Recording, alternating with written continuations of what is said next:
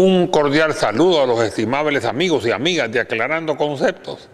Nuevamente en TVX, este gran canal que cada día aumenta de audiencia, o más bien dicho, de teleaudiencia. Y mañana Aclarando Conceptos lo pueden ver después en YouTube y en Facebook. Hay que desarrollar a El Salvador. Sin embargo, desarrollar un país no es solo aumentar el Producto Territorial Bruto como un simple incremento estadístico, sino que se produzcan mayores bienes al menor costo posible, con utilización racional de productos propios, de la manera más rápida posible, usando nuestros ecosistemas y evitando su destrucción y, sobre todo, cuyos beneficios se dirijan hacia un porcentaje mayoritario de la población, teniendo como base esencial la satisfacción de las necesidades básicas y la mejoría de la calidad de vida de todos sus habitantes. No solamente mejorar algunos, como ha sido tradición. El equilibrio social dista mucho de lograrse. Esto debe ser tomado muy en cuenta porque el deterioro de la distribución del ingreso y el encarecimiento progresivo de los medios de subsistencia del pueblo, sobre todo el pueblo pobre, motivado por inflación importada, poca planificación histórica y malas negociaciones, incluyendo la crisis nacional acumulada y la crisis internacional que está golpeando al mundo con inusitada dureza, el reciente bajón de las bolsas mundiales conocido y la delincuencia aumentada desde el mes pasado son ejemplos de ello. Todo esto contribuye a caldear los ánimos y a aumentar el descontento popular, lo que a su vez genera una mayor inestabilidad política y disfuncionalidad del sistema. El pueblo salvadoreño es aguantador. Si no hubiera aguantado 500 años de historia desteñida, pero al final de aguantar explota. No lleguemos a eso. Se debe luchar por los problemas reales de nuestro país. No para lograr el poder. El poder es un medio, no un fin. Tenemos que tomar el poder o que alguien tome el poder como un medio y cuyo fin sea ayudar a los demás y no solo ser un fin egoísta de enriquecerse. Y esto ha sido así no solo recientemente, ni solo en el próximo pasado. No tiene 30 años, tiene 500 años desde la conquista y debe desaparecer. El pueblo salvadoreño debe ser primero y la razón de ser de todos. Debe recordarse que la política no crea condiciones, simplemente las cataliza, o los opositores se aprovechan de ella y algunas veces buscan empeorarlas y estorban y se oponen con mayor vehemencia a quien trabaja bien. El funcionario honesto, de los pocos que hay, es para los dominantes históricos un mal ejemplo. Se sienten mejor con los incapaces y más aún con los corruptos, con los que pueden hacer negocios con ellos. Es también importante considerar a la clase pensante, la clase media, a lo cual las medidas paliativas del actual gobierno y del anterior subsidios populares no le llegan y se siente doblemente golpeada. No debe recaer sobre ella la dureza de la crisis.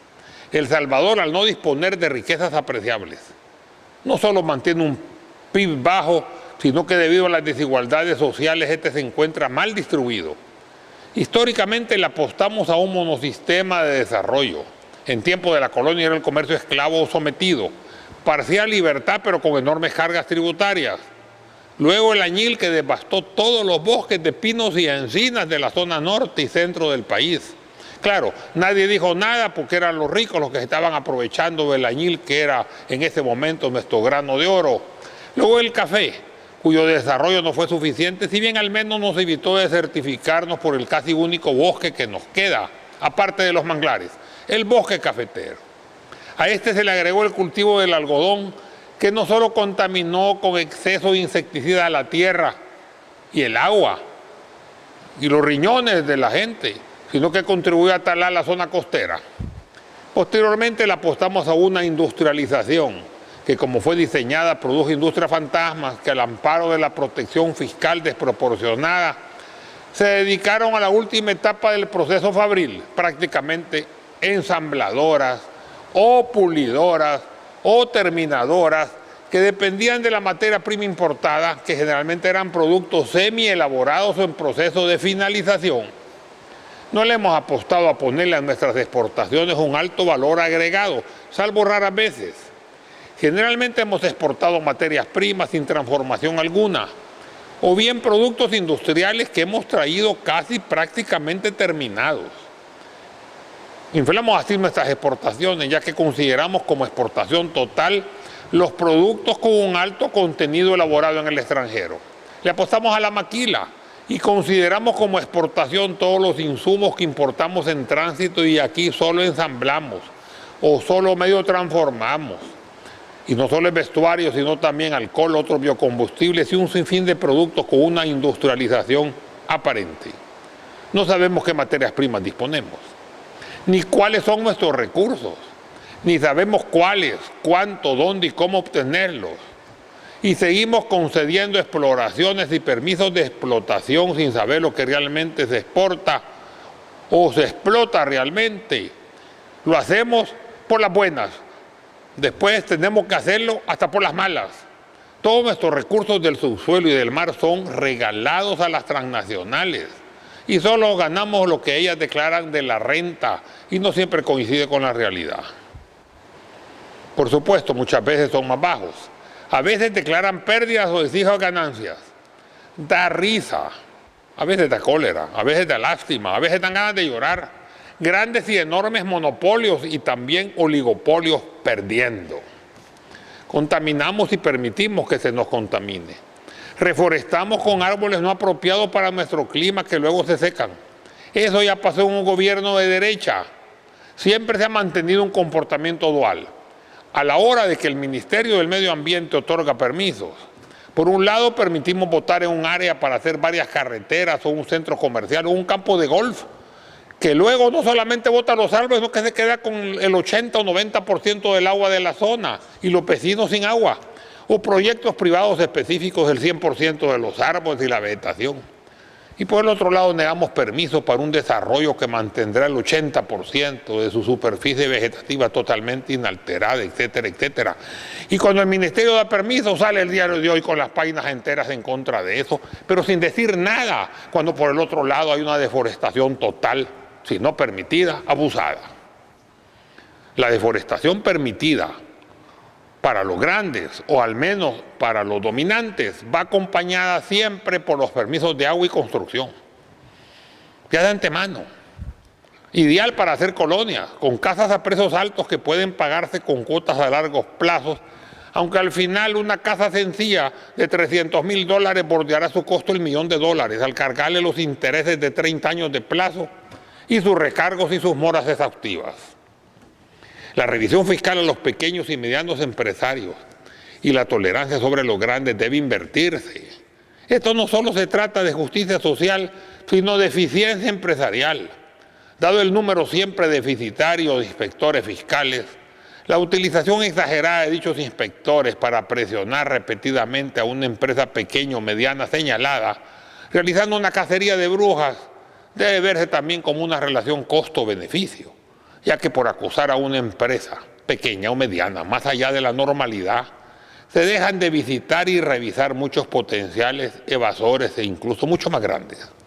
Ese es un mal del pasado, aunque continúa, si bien un poco nada más disminuido. Fuera de ello, dadas las circunstancias desfavorables de la micro, pequeña y mediana empresa, incluyendo la violencia y la delincuencia a la par de los impuestos encubiertos, las extorsiones y los nuevos impuestos que se pretenden cobrar y el bajo nivel adquisitivo del pueblo, lo que genera disminución de las ventas y aumento de gastos. Una política restrictiva y persecutiva, más allá de los límites normales, de parte de las instancias gubernamentales, sobre todo en esta crisis nacional y mundial mezclándose inexorablemente, no solo genera pesimismo, sino que puede hacer cerrar, y lo hace definitivamente las empresas tambaleantes, que no son pocas. Estamos claros que se necesita transparencia, tanto del sector privado a la hora de pagar, como la del sector gubernamental en todas sus instancias a la hora de administrar. Además, dado el grado de necesidad de ingresos fiscales, la revisión tiene que centrarse en los grandes evasores, incluyendo algunas transnacionales, ya reconocidas quiénes son, acostumbradas a declarar ganancias insignificantes o incluso pérdidas, y las cuales ya se saben, lo vuelvo a repetir, quiénes son, porque hay otras que sí pagan todos los impuestos, aunque otras no pagan porque están exoneradas y otras se autoexoneran. Esto no es un mal iniciado en el presente gobierno ni en el anterior. Es un mal histórico que se encuentra enquistado en las diferentes etapas de la administración pública y que se ha convertido en un mal endémico histórico siempre permanente. La pregunta es, ¿hasta cuándo? Hay que hacer un esfuerzo descomunal para romper estas ataduras que conllevan y han conllevado, por un lado, el acoso asfixiante y por otro lado, la impunidad complaciente. Por otro lado, nadie duda de que la inversión extranjera es necesaria, pero debe controlarse, primero con una adecuada negociación que corresponde al Ministerio de Economía y luego con una correcta fiscalización que corresponde al Ministerio de Hacienda. Que no se siga diciendo que con aplicar la ley y la decencia vamos a entorpecer la inversión extranjera. Este es conveniente, pero no debe ser leonina, ni firmar nunca con ella contratos onerosos, ni permitir tampoco que vada al fisco. A veces es tan evidente y aún así se les tolera. Y la derecha, incluyendo los medios consecuentes con ella, deberían dejar de insistir en ello, que no se deben controlar dejando que hagan lo que quieran, aún bordeando la ilegalidad para evitar la fuga del capital extranjero. Eso no es solo desinformación, es entreguismo. Al acoso fiscal se le suman las deficientes aduanas, las que obstaculizan a veces la importación legal de mercadería, grabando con multas pequeños faltantes, muchas veces producto de sustracciones internas en las mismas aduanas, y atrasando los registros con cargas de almacenaje excesivas y controles exagerados. Una aduana exigente y estricta en algunos casos, y tolerante, liviana y descontrolada en otros casos. Queremos ser claros, esto ha mejorado un poco últimamente. Era asfixiante todo eso en los últimos 2 gobiernos de derecha. Es fácil diferenciar cuando hay evasión intencional o cuando existe un pequeño error sin consecuencia. El problema se complica porque no se trata con la misma vara a todos los salvadoreños. A unos se les trata con dureza, incluyendo a nuestros hermanos cercanos o lejanos, como se les conoce. A otros con especial condescendencia. Y no se dice acaso que o todos en la cama o todos en el suelo. Un consejo oportuno para cualquier gobierno que llegue, pasado, presente y futuro, no importa la tendencia que tenga. Señores del gobierno, aun cuando apliquen el sistema de libre mercado, deben intervenir cuando hay distorsión del mismo aplicando la ley de la libre competencia. Aprendan a negociar, no resuelvan todo grabando al pueblo, o a veces subsidiando a las empresas, no a los consumidores y grabando el erario nacional. El pueblo ya no aguanta y las arcas del Estado tampoco. Estamos a favor de la empresa privada y de la inversión extranjera, lo he dicho varias veces, pero también he dicho lo siguiente, que es el Estado salvadoreño a través de su gobierno representativo el que ejerce o debe ejercer la soberanía y fijar las reglas del juego. Deben entender que las empresas se constituyen para ganar dinero, no para hacer obras sociales, y que ganarán lo más que puedan si se les permite. Deben comprender que ningún capital huirá si se les garantiza ganancias razonables y que en este forcejeo económico no es malo el que se aprovecha, sino que tonto el que se deja. Si bien el sistema totalitario fracasó, ya que se eliminó totalmente la iniciativa privada, el neoliberalismo absoluto también fracasó. Y para aquellos optimistas que creen que todavía no ha fracasado del todo, podemos darle algo de razón. No ha fracasado del todo todavía, pero está fracasando ahora a un ritmo galopante en todos los rincones del planeta. Nuestro país continúa poseyendo todas las condiciones de mercado subdesarrollado. Las clases populares aprecian las medidas solidarias del anterior gobierno y del actual, pero se necesita aún más una política real de cambio. Y todavía hay personas que se sienten que hay despilfarro en los subsidios populares. Si no mejoramos las condiciones de vida de nuestros hermanos más desposeídos, que continúan viviendo en nuestro país en cuanto a salud, educación, alimentación, vivienda digna, al menos mientras llegamos a ello, se les subsidien sus necesidades más sentidas, el progreso de nuestro país nunca llegará. Aún con el tan cacareado despilfarro, somos de los países con menor ayuda social en el mundo. Sin ir muy lejos, Costa Rica tiene un presupuesto social per cápita 4 veces mayor que el nuestro. Por otro lado, nuestra diáspora salvadoreña echó raíces en suelo norteamericano y ya vienen futuras generaciones que no estarán tan atados sentimentalmente a nuestro terruño común como los pioneros. Se necesita esa interrelación fuerte y esa integración permanente para mantenernos unidos. Son nuestros hermanos y además son los héroes que mantienen nuestra economía a flote. En la ayuda social el despilfarro no existe nunca, ya que no hay gasto alguno. Esto se llama inversión social. Por otro lado, el problema de la deficiencia alimenticia crónica ya se encuentra más grave. Incluso hay aparecimiento de zonas de hambre junto a la carencia crónica de medicinas e insumos médicos en los centros de salud. Y en el seguro social no de siempre, sino que peor ahora. Y a ello se agrega la disminución de la calidad de los mismos, aunque no se abaratan los costos, a veces hasta aumentan hasta 10 veces su valor, no importando la salud de los pacientes, aunque luego también se aumenten los gastos médicos y hospitalarios para curar a los enfermos que no se curan con las medicinas adecuadas. Estos gastos médicos y hospitalarios enormes, complementarios, no se tabulan. Esto ahora se encuentra no solo en los hospitales de salud pública, que siempre han tenido presupuestos insuficientes y ha sido un mal endémico y generalizado, sino también en las nuevas políticas del seguro social. Un ente millonario que ahora pretende lograr, o ya lo logró, no lo sé, 38 millones de aumento en las cuotas de empleados y empleadores. Que empiecen por construir una enorme cisterna de agua para evitar parar las hemodiálisis a pacientes delicados de insuficiencia renal. Cuando anda, le suspende el agua.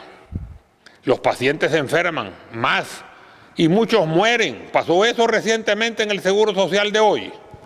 Murieron varios por abandono inexcusable. Y están pensando en gastar decenas de millones de dólares para hacer edificios. Claro, entre más dinero hay más oportunidad. Y la simple cisterna grande no se hace en el médico quirúrgico. Mal por el director del médico quirúrgico y mal por el director del Seguro Social. Merece también mencionarse la vulnerabilidad a los desastres y los problemas de violencia y la delincuencia en todos sus niveles. La lucha frontal contra la delincuencia no puede mantenerse si las fuerzas vivas de la nación no consolidan un frente unido, como están ahora el gobierno contra la delincuencia, el gobierno contra los medios y el gobierno contra las cúpulas empresariales y el gobierno contra la oposición. Mantiene una lucha complicada y difícil que producirá cifras elevadas de muertos para provecho de quienes con ellos sacan raja política, y se nota. Pero el pueblo cuenta muertos y los diarios hablan de masacres. Este aumento de muertos era de esperarse por la lucha frontal contra las pandillas y donde se suman los muertos entre los pandilleros, la fuerza policial y el enfrentamiento entre pandillas y en los penales y la reacción posterior del bando golpeado. El hormiguero está alborotado. Los medios criticaban la pasividad anterior del gobierno último y el actual exigiendo represión. Hoy que lo lograron, critican a la represión por el aumento de muertos. Y sobre todo los periódicos de derecha que fomentan el caos y lo hacen con enormes titulares amarillistas y siempre en papel subsidiado. Por otro lado, el Frente debe cambiar a algunos miembros de su gabinete urgentemente. Claro, si no lo quiere hacer, que no lo haga. Yo no tengo ningún poder, simplemente lo digo, aclarando conceptos. Ya han sido señalados quiénes son y son de todos conocidos. Y la derecha, por favor, debe dejar de estorbar, porque estorba en todo. Definitivamente nuestro país necesita una profundización de los cambios y un entendimiento mutuo, aunque sea parcial. Si continuamos con más de lo mismo, nuestro país perderá el tren del progreso, que está próximo a detenerse en su próxima parada, la última. Los enormes problemas mundiales se complicarán y ahí se verá qué países son viables o no. Esto es cuestión de viabilidad. Como dijo Hamlet, ser o no ser, así de simple, pero resultados complicados. ¿Seremos país o seremos Estado fallido? No podemos equivocarnos de nuevo. Muchas gracias.